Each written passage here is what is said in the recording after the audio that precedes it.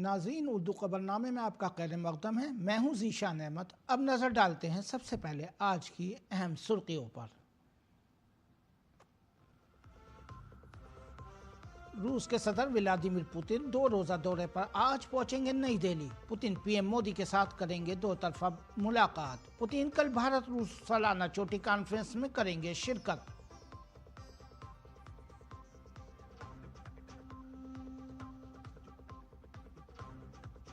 नई दिल्ली में भारत रूस बिजनेस फोरम मीटिंग का इनेकाद।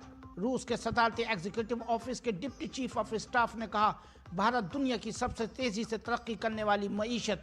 मरकजी वजीर पीयूष गोयल ने कहा, 2-3 दहाइयों में भारतीय मईशत का 35-30 ट्रिलियन डॉलर तक पहुंचने का इम्कान।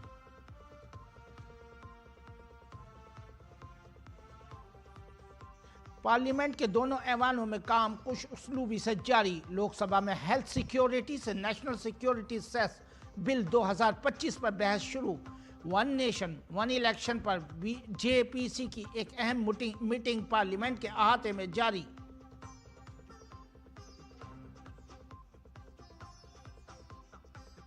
मगरबी बंगाल की सियासत में हलचल तेज। बाबरी मस्जिद की तामीर का ऐलान करने पर तृणमूल कांग्रेस ने अपने ही रुकने असेंबली हुमायूं कबीर को पार्टी से किया बर्खास्त।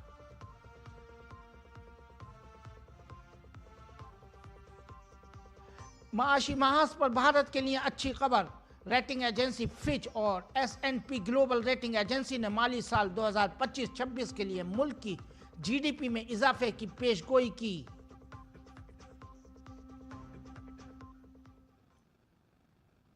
नाज़रीन, अब खबरें तफसील से। रूस के सदर व्लादिमीर पुतिन 23वें भारत रूस सालाना चोटी कॉन्फ्रेंस के लिए आज भारत के सरकारी दौरे पर पहुंच रहे हैं। 2 रोज़ा दौरे के दौरान सदर पुतिन नई दिल्ली में वजीर आजम नरेंद्र मोदी से बातचीत करेंगे। दोनों रहनुमा बाहमी दिलचस्पी के इलाकाई और आलमी उमूर पर तबादला ख्याल करेंगे। तिजारत, मईशत, सेहत की देखभाल, तालीम, सकाफत और मीडिया के शोबों समेत मुतअद्दिद मुआहदों पर दस्तखत किए जाने की तवक्को है। सदर जमहूरियत द्रौपदी मुर्मू रूसी सदर के एजाज़ में ज़ियाफ़त का एहतमाम करेंगी।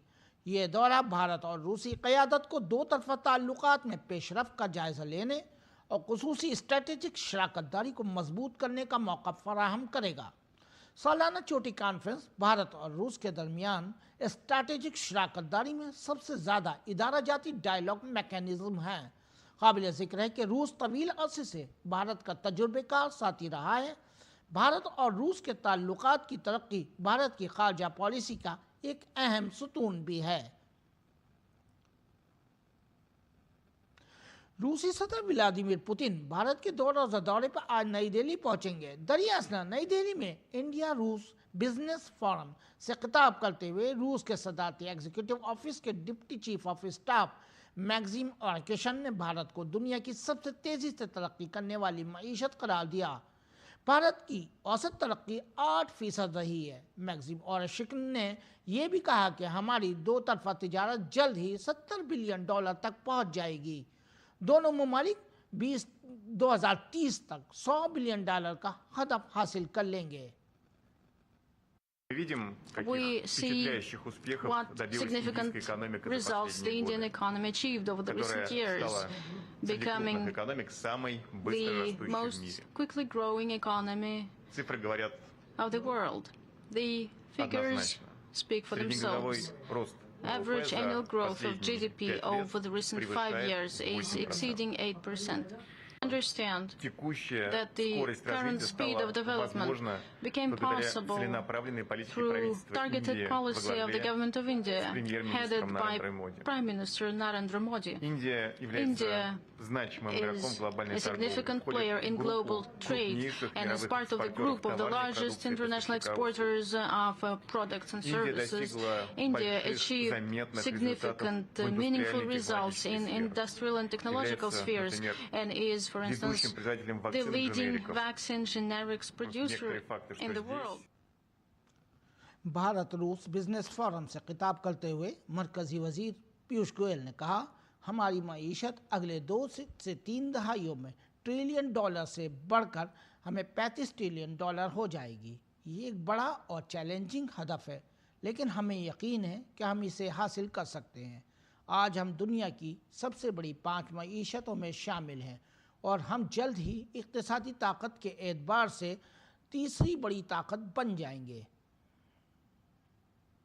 And we expect this in the next 2 or 3 decades to continue as we grow from a $4 trillion economy today to a $30-35 trillion economy over the next 22 years by 2047 when we celebrate 100 years of independence. Friends, despite all the global headwinds, India and our economy has demonstrated tremendous ability to withstand headwinds, shock, challenges.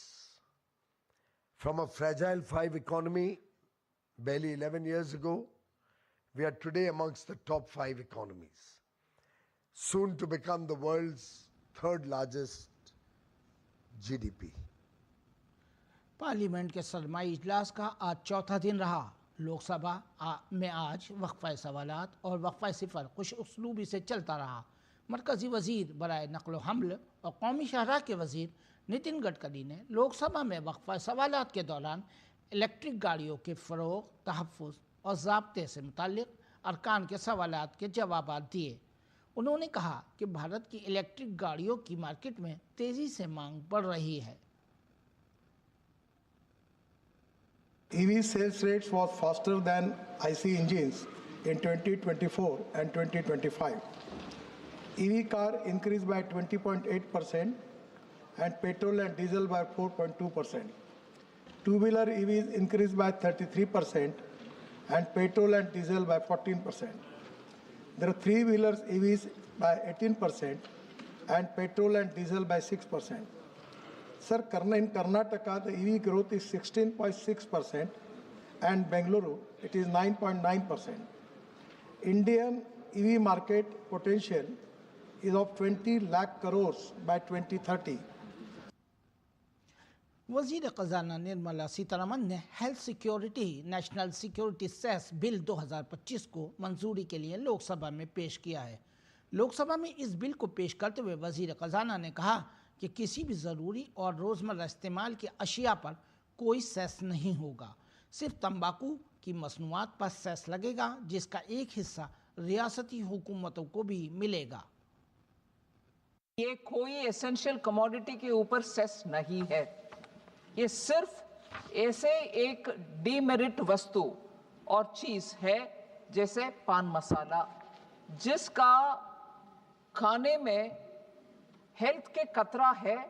जिनको भी खाने वाले हर एक का उससे उनका health का नुकसान ही होएगा। इस सेस के द्वारा जो रेवेन्यू मिलेगा उसको हम हेल्थ के अवेयरनेस बिल्डिंग या कुछ प्रोग्राम के द्वारा, एक स्कीम के द्वारा स्टेट्स को भी देने के लिए प्रावधान है। मगर ये एक स्पष्टता मैं पहले से देना चाहती हूं, क्योंकि पान मसाला जीएसटी के सिस्टम में भी है और उधर डीमेरिट के नाम पर क्योंकि कैटेगराइज किया गया है, इसके ऊपर सबसे ज्यादा जो जीएसटी सिस्टम में आप लगा सकते हो टैक्स 40%, वो इसके ऊपर भी लगाएंगे।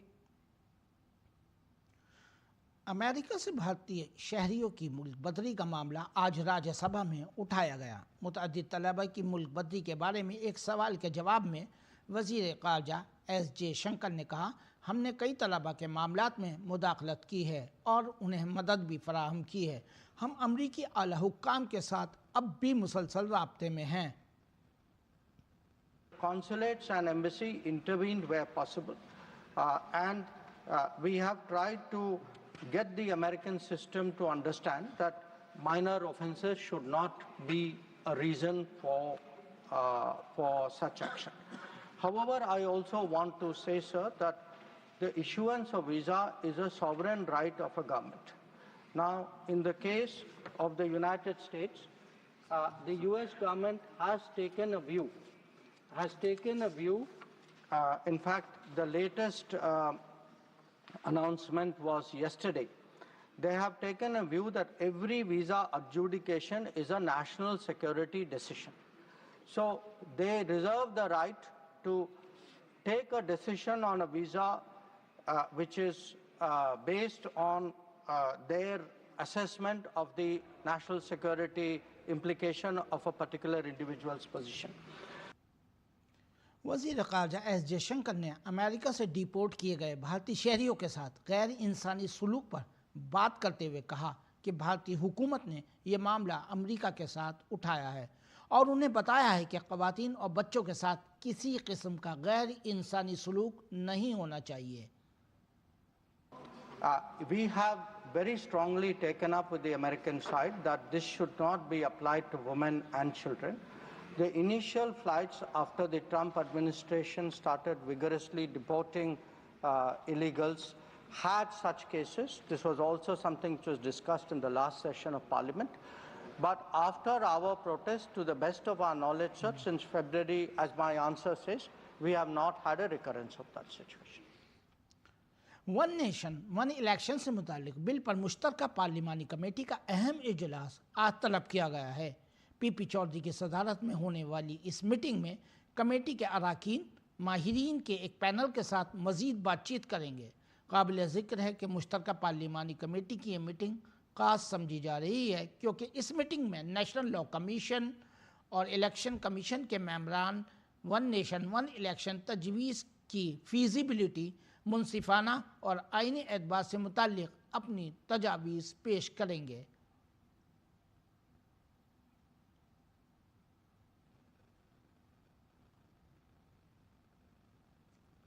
साबिक़ सदर जमहूरिया रामनाथ कोविंद ने वन नेशन वन इलेक्शन पर कहा कि वन नेशन वन इलेक्शन का तसव्वुर मुल्क की तरक्की के लिए काफ़ी अहम है और अगर इसे मुल्क में नाफिज किया जाता है तो ये मुल्क की तरक्की में गेम चेंजर के तौर पर साबित होगा। वन नेशन वन इलेक्शन की रिपोर्ट हमारी समिति ने जो हाई लेवल कमेटी थी उसने राष्ट्रपति जी को सौंप दी थी। उसके पश्चात सरकार ने उसके आधार पर 2 बिल तैयार किए, लोकसभा में पेश किए 2024 में और वो अभी दोनों बिल जो हैं वो गए हुए हैं जेपीसी के पास। जेपीसी उसको एग्जामिन कर रही है।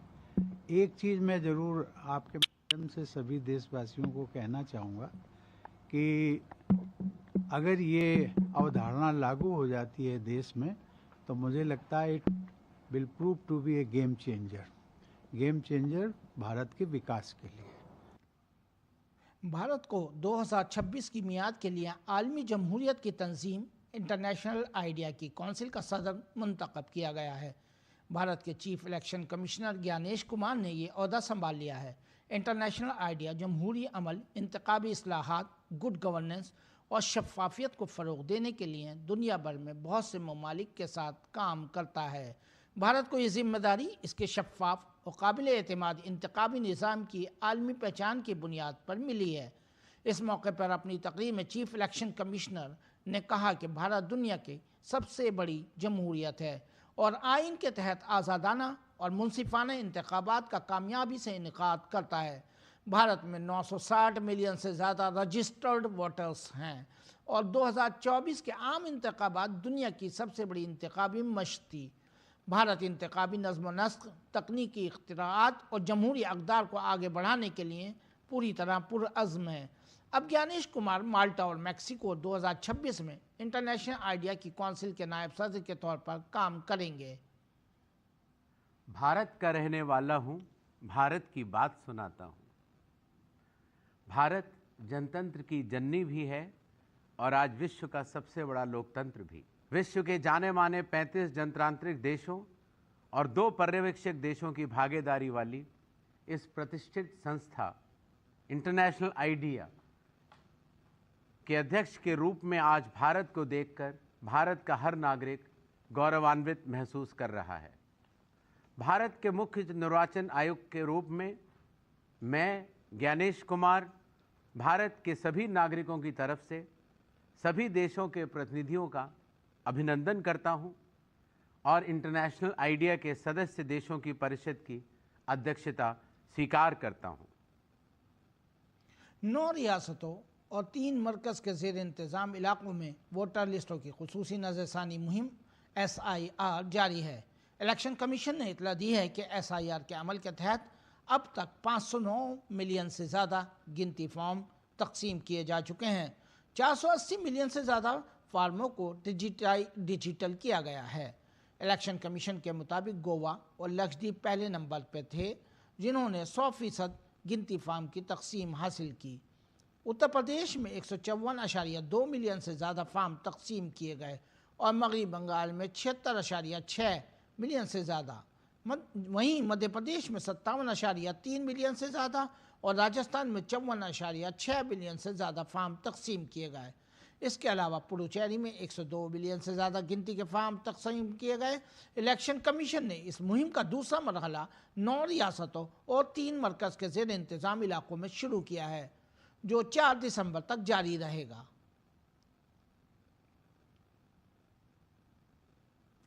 दिल्ली में गैरकानूनी तौर पर मुकीम बांग्लादेशियों के खिलाफ पुलिस की कार्रवाई जारी है। दिल्ली के शास्त्री पार्क इलाके से 5 गैरकानूनी बांग्लादेशी तारिकीन वतन को हिरासत में लिया गया है। गिरफ्तार शुदा अफराद में 2 ख़वातीन और एक 3 साला बच्ची भी शामिल है। गिरफ्तार शुदा बांग्लादेशियों की मुल्क बदली का अमल जारी है। काबिल ज़िक्र है कि दिल्ली पुलिस गैरकानूनी तौर पर मुकीम बांग्लादेशियों के खिलाफ मुसलसल कार्रवाई कर रही है। नेशनल इन्वेस्टिगेशन एजेंसी यानी NIA ने दिल्ली धमाकों के मामलों से जुड़ी एक बड़ी दहशतगर्दाना साजिश का पर्दाफाश करने के लिए हरियाणा और बिहार के 22 मकामात पर बैक वक्त छापे मारे हैं। ये छापे उत्तर प्रदेश से बिहार तक फैले गैर कानूनी हथियारों की स्मगलिंग की तहकीकात के एक हिस्से के तौर पर मारे गए हैं। आला हुक्काम के मुताबिक तलाशी के दौरान मुश्तबा अफराद के मकामात और तंजीमों पर खुसूसी तवज्जो दी जा रही है। NIA का मकसद हथियारों की सप्लाई और दहशतगर्दाना नेटवर्क्स में खलल डालना है। तहकीकात में इस बात की भी छानबीन की जा रही है कि किस किस्म के दहशतगर्दी के वाक़यात में यह हथियार इस्तेमाल किए जाने का इरादा था। इन छापों का मकसद दिल्ली और इसके इर्द गिर्द की रियासतों में सिक्योरिटी को सख्त करना है। मुल्क भर की कई रियासतों में SIR के काम के दबाव की वजह से ब्लॉक सतह के अफसरान की खुदकुशी के वाक़यात रिपोर्ट हो रहे हैं। इस सिलसिले में सुप्रीम कोर्ट ने मुतल्लिक़ा रियासतों को BLO और बढ़ते हुए काम के बोझ को कम करने के लिए इजाफी अमला तैनात करने की हिदायत दी है। अदालत ने यह भी कहा है कि अगर कोई BLO ज़ाती वजूहात की बिना पर SIR करने से कासिर है, अगर कोई माकूल वजह पाई जाती है तो उन्हें रिलीफ के लिए समझा जाना चाहिए। सुप्रीम कोर्ट ने वाज़ेह किया कि अगर राहत नहीं दी गई तो BLO भी अदालत से रुजू कर सकते हैं। हुक्मनामा तमिलनाडु की सियासी जमात TVK की तरफ से दायर एक अर्जी की समाअत के दौरान दिया गया, जिसने अदालत की तवज्जो SIR के काम के दबाव की वजह से BLO की तरफ से की गई खुदकुशियों की तरफ मबजूल कराई थी। वक्फ एक्ट इन दिनों मगरबी बंगाल की सियासत में एक बड़ा मसला है और ख़ुद वज़ीर आला ममता बनर्जी इस तनाज़े पर वजाहत के मोड में दिखाई देती हैं। वक्फ तरमीमी एक्ट पर U-टर्न के इल्ज़ामात के दरमियान वज़ीर आला अक़लियती बिरादरी को मुसलसल तसल्ली दे रही हैं। ताज़ा तरीन बयान मुर्शिदाबाद के बहरामपुर से आया है, जहाँ ममता बनर्जी ने वाज़े तौर पर कहा है कि वक्फ इमला के बारे में गुमराह किया जा रहा है और उनकी हुकूमत इनके तहफ़्फ़ुज़ के लिए पूरी तरह पाबंदे अहद है। ममता का दावा है कि 82,000 वक्फ इमला का डाटा मरकज़ी पोर्टल पर पहले ही मौजूद था और रियासती हुकूमत का इससे कोई लेना देना नहीं है। वज़ीर आला ने यह भी कहा कि सुप्रीम कोर्ट की हिदायत पर अमल करते हुए WBMC का एक नया पोर्टल बनाया गया है, जहां मुतवल्ली अब वक्फ बोर्ड नहीं बल्कि अपनी जायदादों की तफसीलात खुद अपलोड कर सकेंगे। उन्होंने यकीन दहानी कराई कि किसी की जायदाद नहीं सल्ब की जाएगी और ना ही किसी को बेदखल किया जाएगा। काबिल ज़िक्र है कि जब यह कानून पार्लियामेंट में मंजूर किया गया था तो ममता बनर्जी ने इसे कम्युनिटी के लिए मखसूस कानून करार दिया था और कहा था कि ये मुसलमानों के हुकूक छीन लेगा। उन्होंने दावा किया कि ये कानून मगरबी बंगाल में नाफिजुल अमल नहीं होगा। तब हाल ही में ममता बनर्जी हुकूमत ने इस मामले पर यू टर्न लिया और रियासत के 82,000 इमलाक की तफसीलात को एक मरकजी पोर्टल पर अपलोड करने की हिदायत दी। बंगाल में टीएमसी के एमएलए हुमायूं कबीर, जिन्होंने मुर्शिदाबाद के बेलडांगा में बाबरी नामी मस्जिद तामीर करने का ऐलान किया था, उन्हें अब पार्टी ने बर्खास्त कर दिया है। वो अपने बयान के बाद रडार पर आ गए थे। उन्होंने इस दौरान कई मुतजाद बयानात भी दिए थे। अगरचे पार्टी ने खुद को उनके बयानात से दूर रखा, लेकिन उनके बयानात वहीं नहीं रुके। यही वजह है कि अब टीएमसी ने उन्हें पार्टी से बर्खास्त कर दिया है। हुमायूं कबीर ने मस्जिद का संग बुनियाद रखने की तकरीब के लिए 6 दिसंबर की तारीख का ऐलान किया था। उन्होंने सब डिविजनल मजिस्ट्रेट से कहा था कि वो मस्जिद ज़रूर तामीर करेंगे। उन्होंने कौमी शाहराह को ब्लॉक करने की धमकी भी दी थी। वज़ीर आला ममता बनर्जी आज मुर्शिदाबाद के बहरामपुर में रैली कर रही हैं। हुमायूं को भी वहां मदऊ किया गया था। बहरामपुर जाने से पहले हुमायूं ने बेलडंगाना के मुराद डेगी में मस्जिद के लिए मुख्तस ज़मीन का मुआयना किया था। इसके बाद तृणमूल लीडर फरहाद हकीम ने प्रेस कॉन्फ्रेंस करते हुए हुमायूं की मुअत्तली का ऐलान कर दिया। ये बंगाल में पॉलिटिक्स ऑफ हेट्रेड नहीं करी, ये बीजेपी का साथ वो मिल के चल रहा है। आगे भी बीजेपी में गया था, कैंडिडेट हुआ था 19 साल को 19 में। आज भी बीजेपी का पैसा से ये कर रहा है, क्योंकि बीजेपी देखते हैं अपना पांव नहीं जमा पड़ रहा जब तक नहीं घृणा का राजनीति करके हमारे समाज को तोड़ दिया जाए। और ये समाज को तोड़ने तृणमूल कांग्रेस नहीं देगा, इसलिए कठोर से हम लोग उनको सस्पेंड किया है आज दल से। मगरबी बंगाल बीजेपी के सदर समीक भट्टाचार्य ने हुमायूं कबीर की मुअत्तली पर ममता बनर्जी को निशाना बनाया। उन्होंने उनसे पूछा कि ममता बनर्जी को हुमायूं कबीर को टीएमसी से निकालने में इतना वक्त क्यों लगा, उन्होंने क्यों इतनी ताख़ीर की। उन्होंने सवाल किया कि टीएमसी मुर्शिदाबाद में बाबर का राज कायम करना चाहती है। दूसरी जानिब पार्टी से बर्खास्त किए जाने के बाद हुमायूं कबीर ने टीएमसी के खिलाफ महाज खोल दिया है। उन्होंने कहा कि टीएमसी को इक़्तिदार से बेदखल होकर इसका खमियाजा भुगतना पड़ेगा।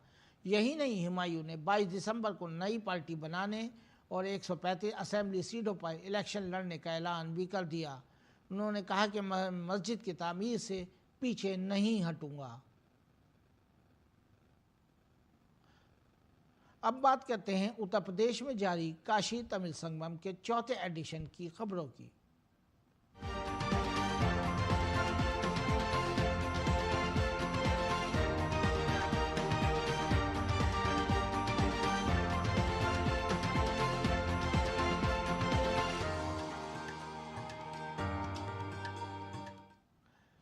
काशी तमिल संगमम के चौथे एडिशन के शुराका का दूसरा ग्रुप खुसूसी ट्रेन के जरिए काशी पहुंचा है।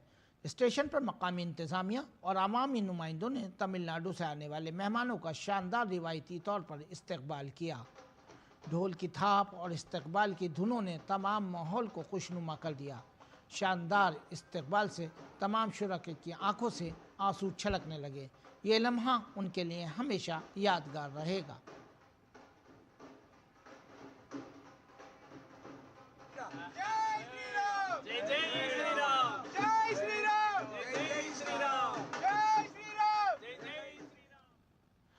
तमिलनाडु के एक वफ्द ने वाराणसी में मुनक्किदा काशी तमिल संगमम के चौथे एडिशन के मौके पर काशी के मुख्तलिफ अहम मकामात का दौरा किया।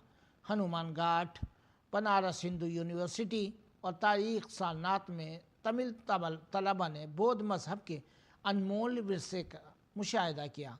उन्होंने धर्म स्तूपा का भी दौरा किया, जहां भगवान बुद्ध ने ज्ञान हासिल करने के बाद अपना पहला खिताब किया था। तो ये थी उत्तर प्रदेश में जारी काशी तमिल संगमम के चौथे एडिशन की खबरें।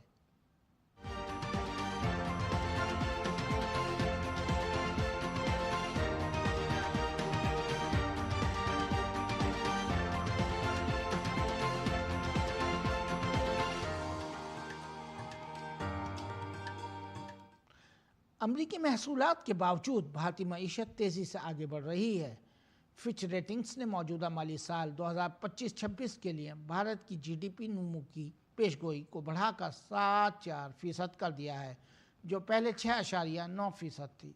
एजेंसी का कहना था कि सारिफीन के अखराजात में इजाफा, कारोबारी माहौल में बेहतरी और जीएसटी इस्लाहात से मईशत की रफ्तार इस तेज़ रफ्तार तरक्की की अहम वजूहात हैं। रिपोर्ट के मुताबिक इफरात ज़र में कमी से रिजर्व बैंक ऑफ इंडिया को दिसंबर में माली पॉलिसी रेट में 25 बेसिस पॉइंट की कमी करने की गुंजाइश मिल सकती है।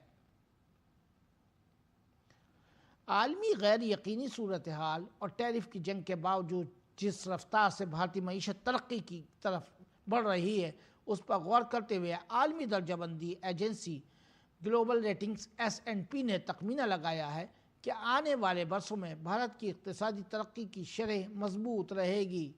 रिपोर्ट के मुताबिक भारत की जीडीपी 2026 में 6.7%, 2027 में 7% और 2028 में 6.8% रहने का इम्कान है।